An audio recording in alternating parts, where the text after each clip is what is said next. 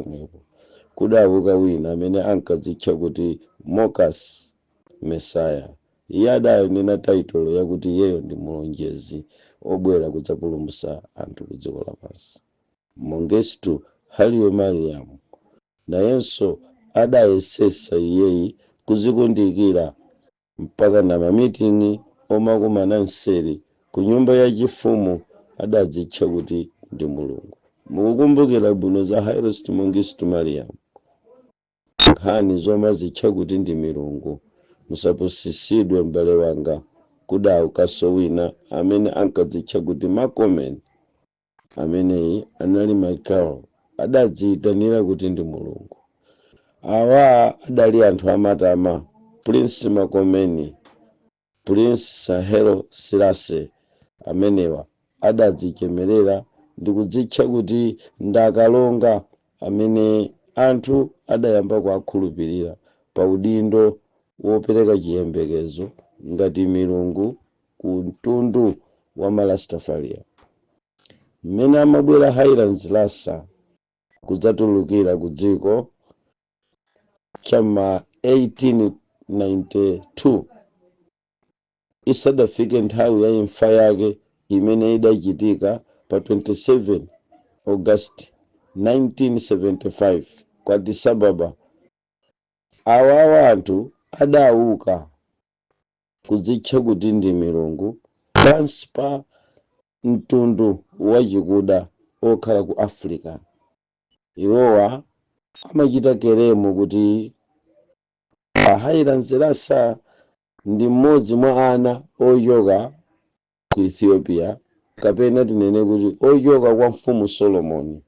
Zomwe mwanena mu funso lanu ndi zimene iyeyi amazichemerera nazo.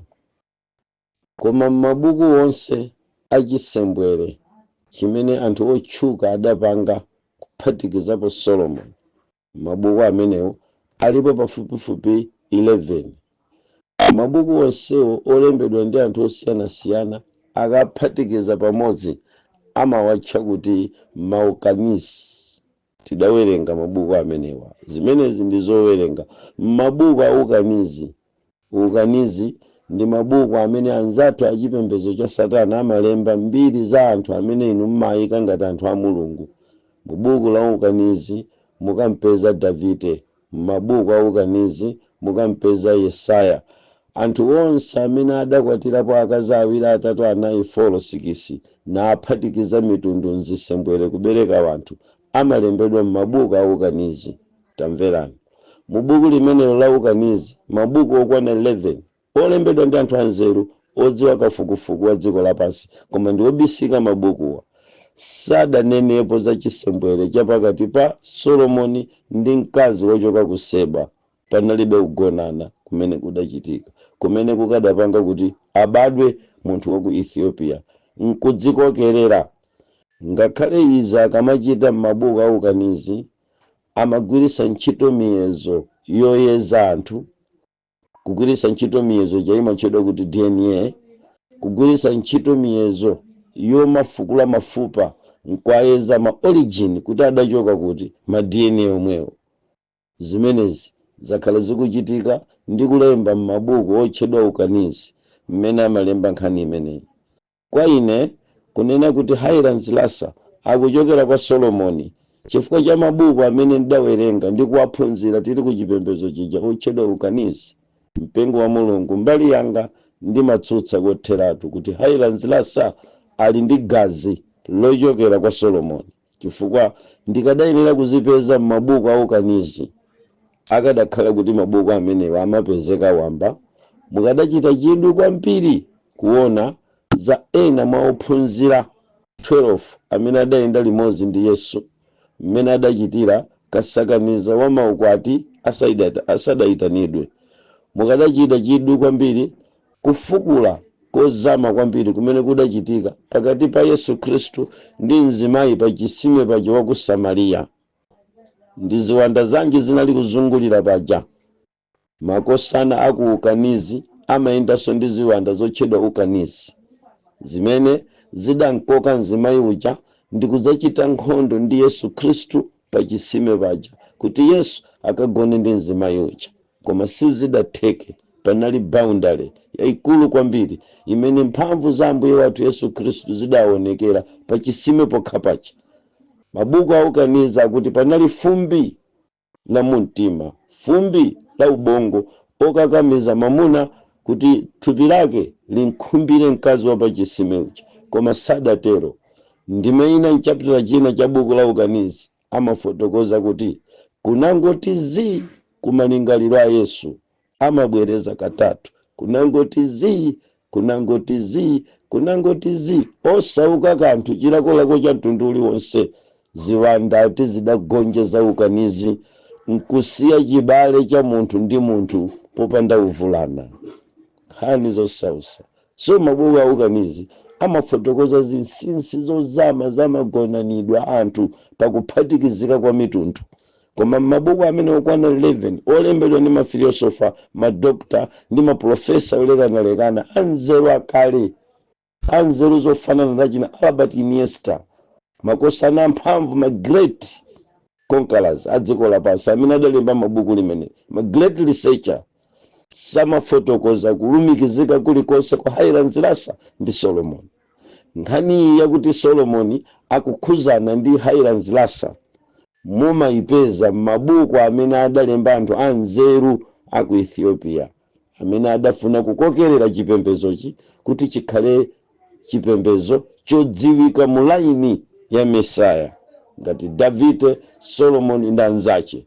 Koma ku Africa kulibe gazi la anthu amtundu lumene udalipo ngati Solomon, Davide. Mabuku a ukanizi amafotokoza zimenezi ndipo ndimakhulupirira kuti akunena chilungamo. Koma uku kudali kuzikokerera yekha. Chifukwa chake nchani? Mukapita mozama pa nkhani imeneyi mupeza kuti uyuyu adadzipanga yekha kuchita declare kuti ndi Mesaya.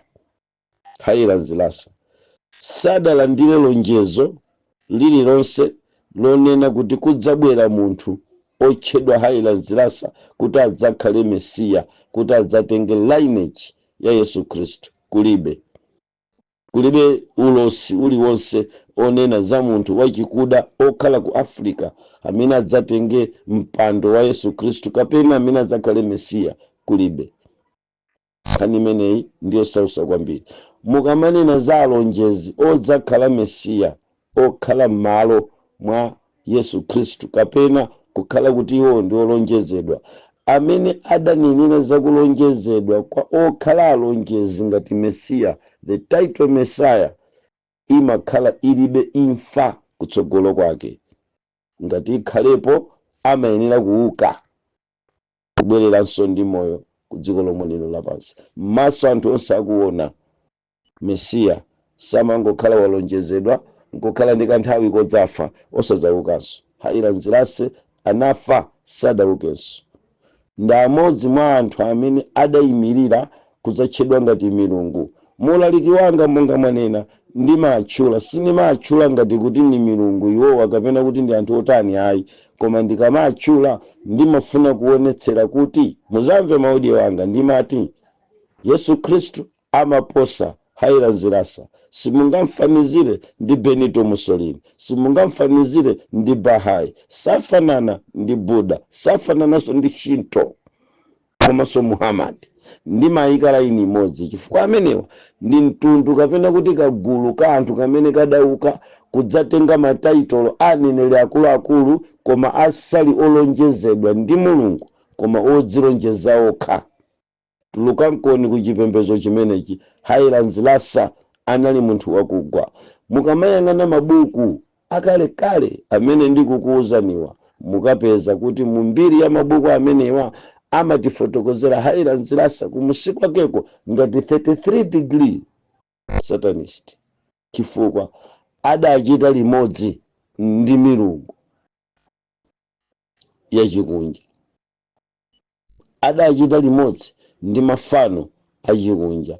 Ati mafano akewo takhalani pomwepo ndikupasireni amodzi mwa mafano amene adachita limodzi ndi Highlands Lassa. Ndi nkhani yosausa kwambiri mpingo wa Mulungu, yazikhulupiriro za zotayika za wanthu amene adadziyitanira okha kukhala mulungu.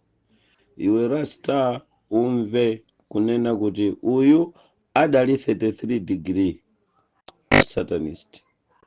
Koyamba mudziyamba kuyang'ana yovala chimene Highlands Lassa mavala, mupeze kuti pali milungu yochokera kummawa nyenyezi. Mukayang'ana mupezanso milungu ya kwa Moabu imapezeka yachikunja. Koma kuphatikiza pamenepo mwina ningafune kuti mudziwe kuti kudali milungu imene anthu amenewa ankayipembeza, imene idapangisa kuti chipembedzo cha chilastachi chikhale chakugwa. Kunali milungu imene adayipembeza ameneyo yotchedwa kuti Maliju. The Maliju amanena kuti Maliju is God of nature. Wow, kwa chilengedwe the Maliju, God of nature. Ziwanda zinkasonkhana pakamtengo kamene adakapasa dzina lakuti Maliju.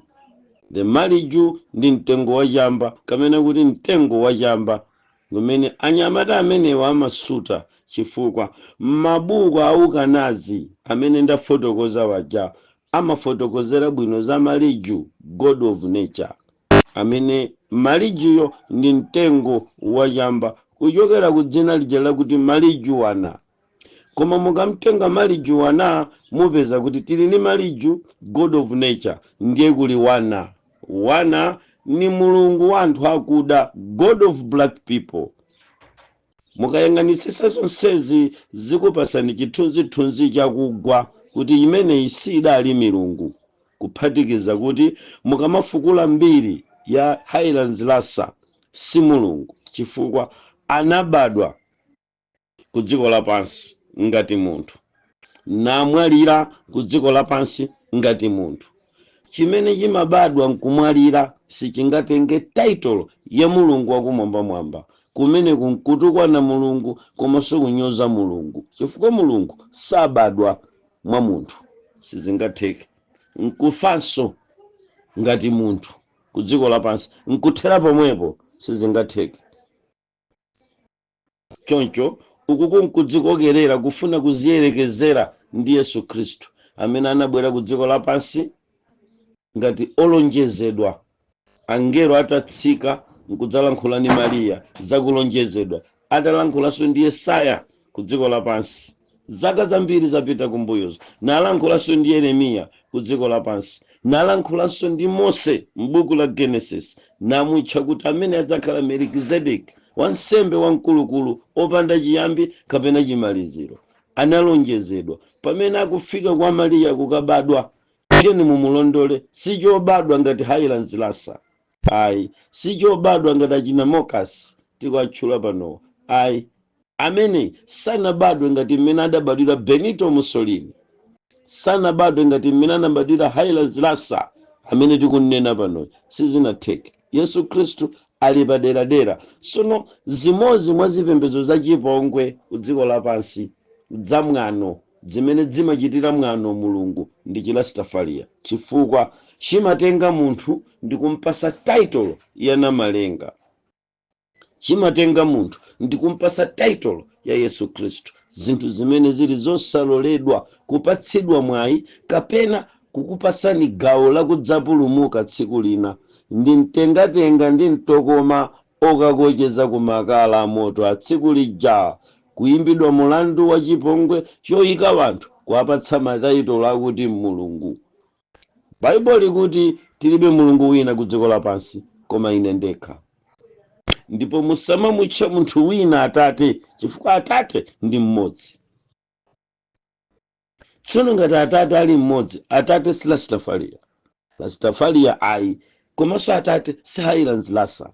So timvane pamenepo. Mukayang'ana zipembedzo zachikunja zimene akulu amenewa adapembeza, ndiye kuti ndikupasirani Maliju, God of nature. Mukapeza kuti anthu nonse amene muli Lastafalia mumasogozedwa ndi mzimu ochokera ku ukanazi umene udalowa mwa Lasta wanui, amene udalowa mwa Imperial Magistrate Highlands Lassa. Ndikutenga zimene Imperial Highlands Lassa adalowedwa nazo ndi mizimu ya ukanazi nkukamtengera kuti akapembeze pa mtengo wa maliju, god of nature.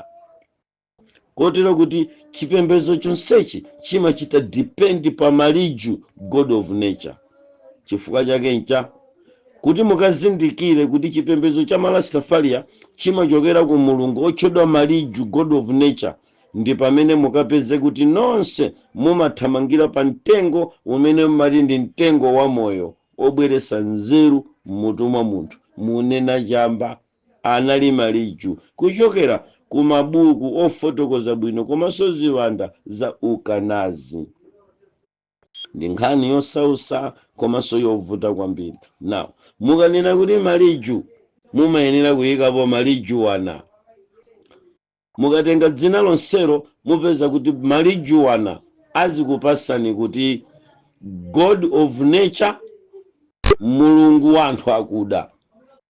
Mwa njira ina mukati marijuana mukunena zinthu ziwiri nthawi imodzi. Mumakhala mukunena mulungu wa chilengedwe komanso mulungu wa anthu akuda.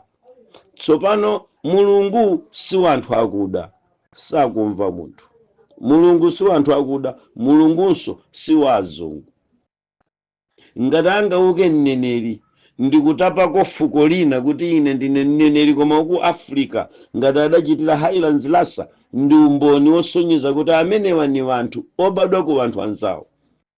Mukamayang'ana the origin of Rastafari muona kuti zimalumikizana kwambiri ndi Highlands Lassa amene anali empire wa mu Ethiopia kuchoka chama 1930 mpaka na 1974. Sakumva munthu. Mukayang'ana period yakuti anakhala empire kuchokera liti 1930 to 1974, tangotenga ni kuti anakhala mfumu ya ku Ethiopia 1930. Mulungu anakhalapo 1930. Awawa ndi anthu amene ali ndi chiyambi cha zaka zobadwa ndi zaka zimene adamwalira. Lero ndikunena pano Highlands Lassa kulibe, simuzampezanso mpaka tsiku la chiukiro akalandire machimo, akalandire mayankho a milungu yadapembeza ya maliju, god of nature, akalandire mayankho ya maliju wana, god of black people. Zimenezi zimafotokozedwa mozama bwino pakatikati pa anthu amene adapembeza milungu ya mabodza, amene adazikundikira okha. M'buku limenelo mdzachita chidwi mukadzamva akufotokozera za Muhammad kuti adali ndani, nanga adachita bwanji, kasakaniza wake wa maukwati, kasakanida wake wa magonanidwe ndi anthu zidali zotani. Mukazipeza zonsezo zikupezeka m'buku limene lili la maliju, mubuku limene la ukanazi mukapezanso amenewa zinthu zonsezi zikuonekera. Ndimati ndikudziwiseni mpingo wa mulungu kuti Rastafari ndi chipembedzo chimene chini ndi maziko a milungu ya chilengedwe kapena milungu ya ku Africa imene mtsogoleri wake anali ameneyi. Koma mukamayang'ana mbiri imene tidza kupaseni mwatsatanetsatane ngati mutafuna kuti nkhani ipitirire kutsogolo, mukapeza kuti uyuyu Highlands Lassa sadali woyamba kudzatenga ufumu wa empire. Ayi, kumbuyoko mwapeza ena amene adakhalako, ndipo amenewa anakhalaponso ndi kuchita keremu kuti ndi ma empire. Sopano uyuyu mu history mumpeza kuti anali empire osati mulungu. Ayi, takhala ni ma empire angati. Maganizo a uyu anali oti asonkhanitse Africa yonse ikhale pa ulamuliro umodzi. Maganizo ofanana ndi amene mwakhala mukuapeza kwa atsogoleri ngati achina Keno Muammar Gaddafi, brother leader.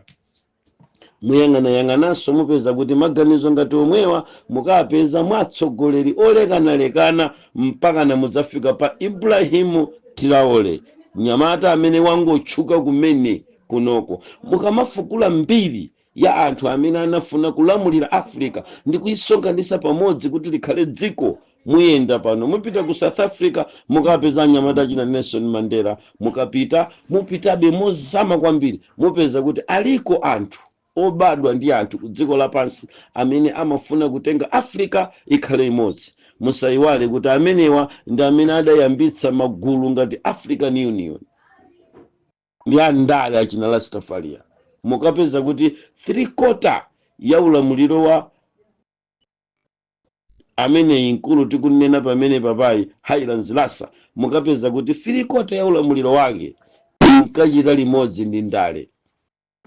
Pamene kakota kenaka kotsalaka kuti mukakwanise 100% ya Highlands Lassa, mukapeza kuti inkachita limodzi ndi chipembedzo cha Maliju, God of Nature, zimene zidankokera Malijui kulowa mkati mwa malingaliro a Highlands Lassa kuti onse sopano azikasonkhana pakamtengo kotchedwa Maliju, kumene kukuchokera chamba. Kuchokera kuchamba chimenechi anati chikhalecha anachita declare kuti the Maliju wana, Maliju, God of Nature, wana, God of Africa, black people. Tsono awa ankamenyera ufulu wa anthu akuda, si milungu yakuti mungayipembeze.